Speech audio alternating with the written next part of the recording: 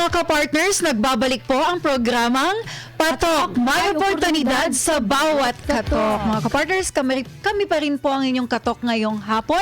Ako po si kapartner Jillian. At ako naman po, si kapartner Cha. Ayan mga kapartners, gaya po ng sinabi namin kanina, ang episode po na ito ay puro po pagkain. Ayan, ewan ko bakit ba laging natatiming sa akin yung mga ganitong klaseng usapan, kapartners. Ayan, so, ayan kapartners, sa hapon pong ito, ang guest natin ay nagpapatunay po, no? Ay, mali pala. Sorry, mga kapartners. Take two. Ayan, mga kapartners. Sabi po dito, ihanda daw po ninyo ang inyong mga sarili para sa isang kwentong hindi lang po basta inspirasyon, kundi patunay na sa bawat pagkalugi ay may pagbangon.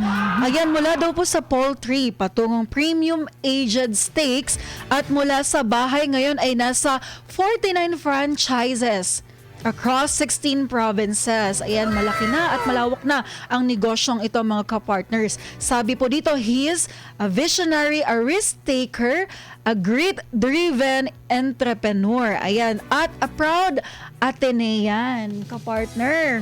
BNI leader and now the man behind Lucas Steak Corporated and Chiquito Chiquita Corporated. Ayan, mga kapartners, sabi po sa ating title, Bouncing Back from Losing 35 million. Ayan mga kapartners, interesting po ang episode na ito, kaya wag na po natin patagalin.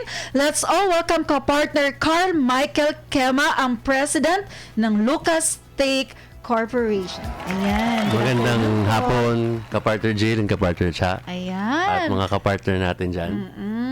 Kapartner Carl, medyo ano po, no, nakakatakam po yung nasa background po. Ayan, pero before po tayo mag-start, kapartner, baka meron po kayong gustong pasalamatan at i-shout out po yung mga naging parte po ng inyong negosyo na sa inyo po yung pagkakataon. Maraming salamat sa lahat po ng sumuporta po sa amin, sa customers namin, franchisees namin, sa pamilya po natin, at lalong-lalo na sa taas po. Salamat po. So, medyo interesting po yung naging title po ng ating episode dahil sabi po dito is Bouncing Back from Losing 35 million. Baka pwede naman po kayong mag-share kung ano po ba ang nangyari. Konting background lang po kung ano po ang kwento sa ganitong klaseng sitwasyon po. Ang business po talaga namin ay poultry farm, no? And nung kasagsagan ng pandemic, nung hard lockdown, di ba ho, sarado po lahat ng establishmento, mga Jollibee, McDo, lahat po na nagbebenta ng manok ay sarado. So, ang live price po ng manok from 80 pesos na normal nung time na yon, yung kapag kinukuha sa amin buhay, bumaba po ng 15 pesos per kilo. So, napakalaki po ng nalugi ng lahat ng mga farmers po na nasa nagmamanok nung time na yon. So yun, so dahil po ay nung time nun ay 250,000 po ang laman po namin ng manok, ay yun po inabenta ng palugi po ng napakalaki. At doon po kami nakapagsimula na naisip po namin para hindi po namin maibenta lahat ng 15 pesos sa mga trader, ay nagkatay po kami. Nag-start po kami mag-sell ng manok online. Oo, so doon po nagsimula lahat yon. Hanggang ang mga customers po namin nagtanong po sa amin, Carl, wala ba kayong pork, wala ba kayong beef at ibang products besides chicken?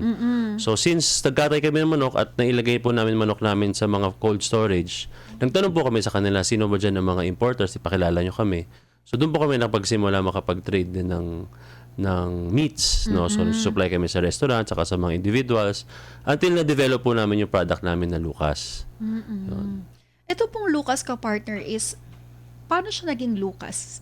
Ano yung reason behind the brand name po? Actually, ang inspiration namin dyan si Luka Doncic, yung basketball player, 'di ba? Okay. Mahilig kasi ako sa basketball at tuwing off-season tumataba ho siya. Kaya mga mahilig kumain. So, pinangalan po namin sa parang ako po mahilig din kumain at medyo may katabaan ng konti. So, yan, pinangalan po namin sa sa business po namin. Ayun. So, kapartner, balikan lang po natin, no. Paano niyo po kinaya mentally and emotionally po yung ganong klaseng pangyayari na in just 2 months, 8 digits din yun yung nawala. So, paano niyo Actually po, sa na-overcome? totoo, nagtago po ako sa farm namin. Hindi po ako lumabas ng mga isang buwan.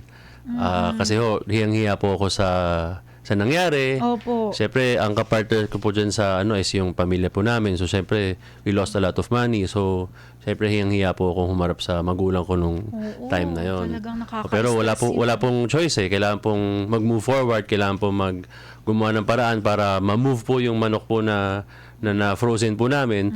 At doon po nagsimula yung pagbangon po namin din. Okay po. So, what was the turning point that made you say na, yes, ito na yung business talaga, itong steak business, mag-work na talaga ito? Actually, nung simula, lang kami, syempre, pangarap lang namin na makabangon ng konti, di ba? Kumita ng additional. So, we started only in Metro Manila nung June of 2020. So, by January po, or by April of 2021, a year after, nagkaroon po kami ng unang-una naming franchisee sa Davao City. Sa Davao talaga. Yes, sa Davao. Opo. And until now, nandyan pa rin siya and she's our number one franchisee. No? And dahil nagtiwala siya sa amin, doon namin nabuo yung idea na hindi lang pala po ito pang Metro Manila. Pwede rin po ito sa bawat probinsya po sa Pilipinas. And then yan po ang vision po namin na sana po magkaroon po kami ng franchisee at distributor po sa bawat probinsya in 80 provinces. We're currently only in 16 provinces. Wow! 16 pa lang yan. Malayo na, pero Oo, pero Malayo malaki pa. pa ang Pilipinas.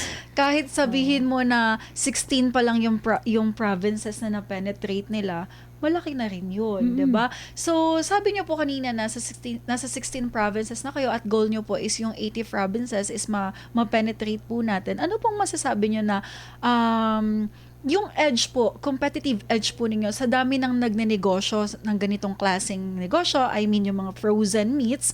So ano po kaya yung masasabi po ninyong competitive edge? Bakit tinatangkilik po itong Lucas? Buti po na itanong yan. Siguro po ang sa amin is two things. Number one is yung produkto po namin. So we age our own steaks and so nagpapalambot po kami at mas maninamnam po yung steaks namin compared sa regular steaks. So kahit hindi po siya maraming marbling or maraming taba Opo. sa pagitan ng mga laman niya, ay juicy pa rin siya at malambot siya because we age it. Number two, I think yung business model po namin is kakaiba po sa regular franchisors. Opo. No, mainly because ang business po namin is online, sa bahay lang po or sa existing business. So most of our franchisees don't need or don't have employees. Sila lang mismo sa bahay basta meron po mag-fulfill nung order. Pag dumating po ang Grab or ang rider ay ready to pick up na yung item. So pwede po yan kahit kung meron silang kasambahay, kung meron silang kasamang nanay, kapatid, pinsan, kung sino man yan na pwedeng mag-fulfill po ng order. Ay ganun po yung kaya po ang maganda po is halos wala po tayong talo sa overhead kasi freezer lang po ang overhead po natin eh. Oo, so makabenta lang tayo ng ilang kilo ng steak sa isang buwan ay buhay na po yung negosyo. Tama. Yes. Sorry. Saan po yung mga suppliers po ninyo? Saang probinsya po galing yung ating mga Ang steak naman po natin ay imported po. US po siya. Okay. Wow. Yun nga lang po, ang kinukuha po namin is yung hindi po pinaka-fatty. Yes. At dahil po in-age namin, doon po nagbibigay ng value at nagpapalambot. Para kinokopya niya yung mga mahal na steak pero mura po yung presyo po namin. Ayan. Ayan, parang gusto ko talang bigyan ng highlights itong Lucas Steak Station. Maaari niyo po bang i-share ka, partner, kung ano-ano po yung in-offer po ninyo para sa mga audience po natin na interesado mag-franchise, bigyan niyo po sila ng idea kung paano ba mag-work itong franchising po ninyo. So actually, ang franchising po namin, ang concentration po namin talaga is yung frozen na steaks. Okay. So 95% po ng clients namin are mga bahay po, mga taong kumakain sa bahay. Especially ngayon na maulan po, siyempre maganda po na instead na mata-traffic tayo, mababaha, Opo. pwede po tayong kumain ng restaurant quality na steak sa bahay lang. No? And ang steak station po namin, tinayo po namin to nung medyo lumuwag na po after the pandemic. Yes. Para po sa mga parties po, pag may mga handaan, birthday, anniversary, product launches, weddings, nandyan po kami, nagluluto po kami ng steak on the spot. Parang yung sikat na patatas na niluluto sa ano, Yes, sa mga event party. nandyan sila. Yes, Opo. yes. So ano po yung mga kakaibang event po na kumbaga naimbita po kayong magluto on the spot? Baka pwede nyo pong i-share. Yeah, so we've done birthday ng mga chairman ng isang mga kumpanya. Wow. We've done a 600 person wedding. We've done yung simple din na 40 people na birthday party sa bahay, ganun. So from small to big, pwede pong lagyan ng steak at syempre para sa mga guest nung particular na event, mas feel nila na special sila kasi hinahandaan sila ng parang special na pagkain. Pero syempre, hindi masakit sa bulsa. Yun yung importante kasi doon, no? Yung masarap yung kinakain mo pero affordable. Yes. Yan. So, ito ka partner, Mark. Ayan. So, how do you manage multiple ventures at once without burning out? So basically, syempre, we learned how to delegate Ayun. yung trabaho. Yung delegation. Syempre, Importante. bilang isa lang naman po ang tao, 24 hours din lang dun po ang oras na meron ko, gaya nyo. So syempre, kailangan natin i-multiply po yung kakayahan natin. Opo. At mag-train po tayo ng mga leaders sa ilalim po ng business natin para sa bawat business, gumagalaw po kahit wala po tayo. So syempre, as you grow, syempre, pag nagkakaroon ng konting income, kailangan mo rin mag-hire ng tao para po ang mga focus natin is yung sa growth po ng business. Kasi minsan, kung tayo mismo ay puro, kunyari, sa luto, puro ako sa luto, hindi ako makapag-concentrate mag-isip ng mga bagay paano natin palalaki ng negosyo natin. Yun. Kasi kung aakuin mo lahat, talagang walang magandang resulta. Mag-burnout ka. Kaya the keyword talaga is delegation. Yes. Yun. Partner. Sir, what role does collaboration play naman po in your business strategy? Napakagandang tanong po niyan, no? So, nung December ng 2020, sumali po ako sa isang organization called BNI. So, Yun, Business nabanggit. Network International, no? So, bale, para siyang asosasyon ng mga nagnenegosyo na nagtutulungan kayo palaguin ng kanya-kanyang negosyo. Okay. And ang isang chapter, iisa lang po yung classification sa isang negosyo. So, for example, sa chapter po namin, na GRIT yung pangalan, ako lang ang meat supplier. So, lahat ng anybody who needs meat supply, sa akin lang nila pinapasa. So, maganda pong support yun kasi very supportive po yung environment. Kapag may mga launches ka, sila ang pumupunta. Doon ko rin po na-meet ang business coach ko, si Elise Go. No? And marami pang ibang mga collaboration na nangyari. At siguro nung pandemic, 60% ng mga franchisees namin are from BNI. Iba-ibang chapter sa iba-ibang part ng Pilipinas.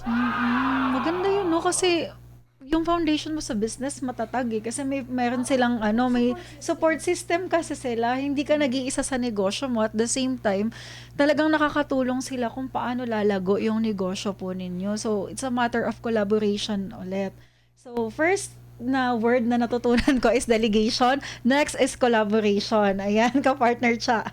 Okay, may another question po tayo. Paano po kayo tumanggap ng rejection? Lalo na galing sa close friends or family. Especially nung unang, Sanay naman po tayo sa rejection. Pag nagnenegosyo po tayo, marami po tayo rejection talagang Totoo po. maano. Kasi syempre pag nagnenegosyo ka, nagbebenta ka ng produkto mo eh. So, not everyone will go for it, diba? Not everyone will like it. Yes. So, ang motto natin dyan is for na SW, some will, some won't. Diba? So what, diba? Who's next, diba? Yun. Nice. Tama yun. Ito ka partner, gusto ko din pong itanong kung nung una nyo po siyang inilabas dito sa Pilipinas, I mean, nung pinakilala nyo po itong Lucas Steak Station po sa ating bansa, paano nyo po siya pinasok po sa market? I mean, yung target market po ninyo, paano nyo po ito napag-aralan? And then, kamusta po yung mga feedback po ng mga consumers po ninyo? Siyempre, may positive yan. And also, there's a negative feedback. So, paano nyo po tinugunan yung mga ganong klaseng feedbacks? Napakagandang tanong yan, ka-partner Jillian, kasi Opo. ang business coach po namin, ang partner po niya ay deaf po. No? No? So nagkaroon po sila ng party that most of the yung participants puro deaf po sa bahay po nila. So sabi ko, sige, mag-sample tayo ng steak station dyan. So sponsor ko po yung party nila. So nag-set up po kami, nag-try po kami. So actually wala po kaming narinig na verbal feedback. Kasi po, 'di ba? So pero puro very good, sarap, gano'n. So at least, 'di ba? So nakatulong na kami sa party, 'di ba? Naka-help din kami sa and natulungan din po kami na may launch yung business namin and maano namin na ay pwede pala talaga namin gawin 'to. So yun po yung nag-push through sa po ninyo sa negosyo. May na-mention po kayo kanina na kapag nakapunta kayo sa isang event na you cook the steak on the spot. Pwede niyo po bang i-share? Yes po. So usually pre-booked po siya. So kunyari 100 person yung party nila. So magbabayad po sila pang 300 pesos per head lang naman siya. So more or less 30,000. So pupunta po yung team namin doon for 4 hours. Kami po magluluto nung steak as the guests arrive. So usually tumatabi kami sa buffet station. Parang lechon station. So pagdala nila ng plato nila, nilalagyan na po namin ng steak yung mga taong kumakain. Opo. Okay. Maganda rin to sa mga corporate event. Yes, partner, yes. Po, may sa mga product launches, yes. Sales rallies. At saka maganda rin siyang partner sa mga sa mga drinks na alam naman natin na kahiligan ng mga kalalakihan. Wine. Oo, mga wine. Bawal kasi banggitin. Yung wine na lang. Ayun. So, ka-partner, ito naman, dahil limitado lang po kasi yung ating oras, no? Gusto lang din po namin maitanong kung meron po kayong mga advice po sa mga negosyanteng takot po magsimula dahil takot po sila sa yung part na baka malugi sila, hindi rin sila risk takers po. So ano po yung pwede nyo pong tips na maibigay po sa kanila? Siguro sa amin is pwede natin kasi i-test yung market bago tayo magtayo talaga ng negosyo. No? So, kunyari may trabaho kayo, on the side, kunyari gusto nyo gumawa ng meron kayong masarap yung pares, gusto niyang gawing business. So, pwede muna kayo magluto on the side and magbenta-benta muna kayo so that you can get feedback dun sa product nyo kung tingin nyo merong market para dyan. At pag nakita na natin na there's enough market, dun po tayo pwede maglakas ng loob para po magbenta and i-pursue yung negosyo namin. Unlike sa side namin, nung time nun talagang no choice kami, kundi mag-push para mailabas po namin yung meats namin. So, minadali na po namin sa side namin. Pero since ako naman po ay gaya ni Luca, mahilig po kumain at mahilig sa steak. So sabi ko, sige, pwede siguro to. Ayun. Kasi nga po ang negosyo po na iba-iba po kasi ng target market. So para sa mga papasok pa lang sa pagnenegosyo, importante na itry kung effective ba yung market nila. Ayan. So ito ka-partner, kung may isang value ka po na gusto mong maipamana sa mga future franchises po ninyo, ano po ito at bakit? Ayun po ay grit. No? So, syempre, ang pagnenegosyo kasi, bagamat sa amin ay walang masyadong overhead, ay kailangan pa rin magtuloy-tuloy yung effort natin. Dapat consistent effort, consistent, we try to, yung kunyari, rejection, tatanggalin natin yun sa sistema natin para tuloy-tuloy po yung efforts natin at yung success din natin, darating at darating po yan. Yun. Tama, itong grit. Sabi nga po sa inyong gabay sa tagumpay, never give up, be open to possibilities, collaborate, and team up. Ayun, mga ka-partners, napakagandang gabay po yan sa ating tagumpay. Ayan, so, ito mga messages. Ayan. Pero before po natin basahin ang ating mga comments, ayan, nais ko lang din pong itanong po sa inyo ka-partner kung ano po yung long-term goal po ninyo sa inyong negosyo? Yung pangarap mo sa Lucas Steak Station 5 years from now, 10 years from now, ano yung na-visualize mo sa iyong negosyo? We actually visualize going into 200 to 300 franchises nationwide. No? And the steak station to be available in those provinces. No? Currently kasi, we have 3 provinces where this is available. Kasama Metro Manila. So, syempre, yung mga provincial po namin, gusto namin i-adapt din nila yung makapag-steak station dun sa area nila. Kasi wala silang kalaban po dun eh. Oo, totoo yan. Dito nga sa Metro Manila, wala kaming kalaban. Di mas lalo na po sila dun sa province. Wala po sila magiging Tsaka kalaban. hindi naman po kamahalan, di ba? Yes. Very affordable. Pero ang vision po namin, syempre dahil nasa franchising po kami at nasa poultry din ako, nais ko pong i-democratize po ang poultry farming na franchise. So meron po kaming dina-develop ngayon na possible franchise for yung mga gustong pumasok sa poultry business. Parang wala pa po akong naririnig na ganyan. Wala rin pong ganon. So first time po. Itong tanong. First time. Ito last ka-partner siya. Dahil sabi po sa title na Bouncing Back from Losing 35M, eto, nabawi na po ba ang 35M? Actually, hindi pa rin po hanggang ngayon. Okay. Napakalaking pera po niyan para po bawiin. Ang tansya po namin, mga 7 to 8 years bago po mabawi yun. Grabe. Pero darating naman tayo dyan. Habang may buhay, may pag-asa naman po. Yes, at saka hindi imposible dahil nakikita ko yung potential po ng inyong negosyo dahil wala po kayong masyadong kakompete. Ayan. At sa mismong attitude ni Sir, he's very positive. Yes. Ka-partner Jill yan. Ayan, so maaari na ba nating basahin ang Sige, ating mga ka-partners, komento? dahil meron po tayong mga live commenters and live viewers po na nagpapahatid po ng kanilang mga comments. Kaya ka-partner Cha, go ahead. Sabi ni My Mode, ngayon ko lang nalaman na may... Oh, di pala. Ito pala. Wait lang ha. Ito. From setbacks to success, you Sir Michael Kema are living proof that hard work and faith pay off. Ayan. Sabi ni J.A. Azinuk, ang hirap naman ang pangalan niya. Saan yan? Paano daw mag-order? So, meron po kaming Facebook page, Lucas Butter Steaks, one word po siya. Pwede po kayo mag-message dyan at meron pong sasagot sa inyo sa inyong mga inquiries. Ayan, ka-partner.